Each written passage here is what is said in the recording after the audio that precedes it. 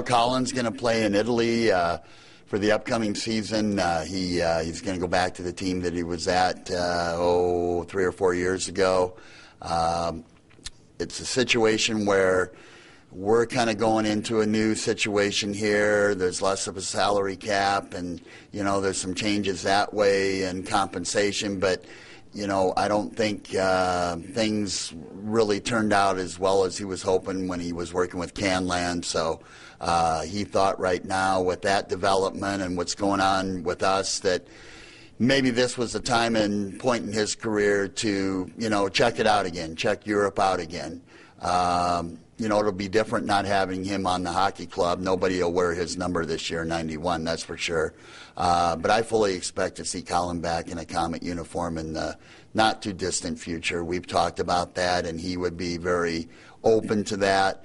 And I can see him playing for us again in the future and maybe even in another capacity down the line with the hockey club.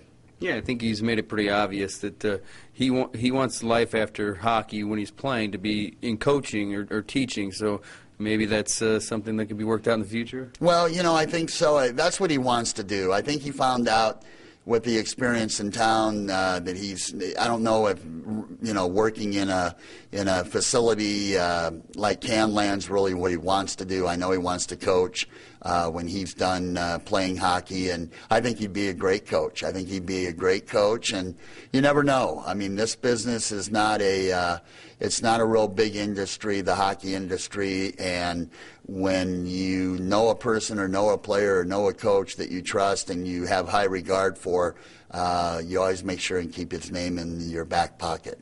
How tough is it to see a player like Chaulk go? Well, it's disappointing, but everybody's got to do what they have to do. I mean, we've had a great run here the last 3 years, and I think Colin just looked, well, if this is the time for me to make a move to go to Europe, then this is the time to do it, because in a couple years he'll be in his getting into his later 30s. So I think it's good for him. I think it's good for him and his family.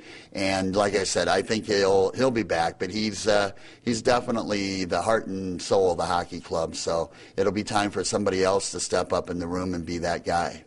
Is there anything new with the IHL, CHL negotiations? No, we're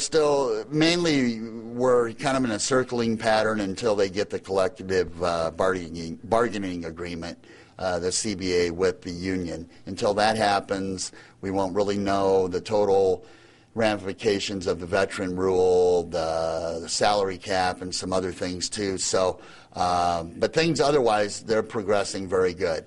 And we're getting excited about this. We worked on our schedule out in Las Vegas last week, and I think by the middle of July we'll have a whole schedule put together. Yes, I mean, you don't want to think of this as a good thing that Chaulker's leaving, but it will be one less veteran that you may not have to worry about having on the roster. Yeah, it'll free up a veteran spot. Will we use that other veteran spot? I don't know.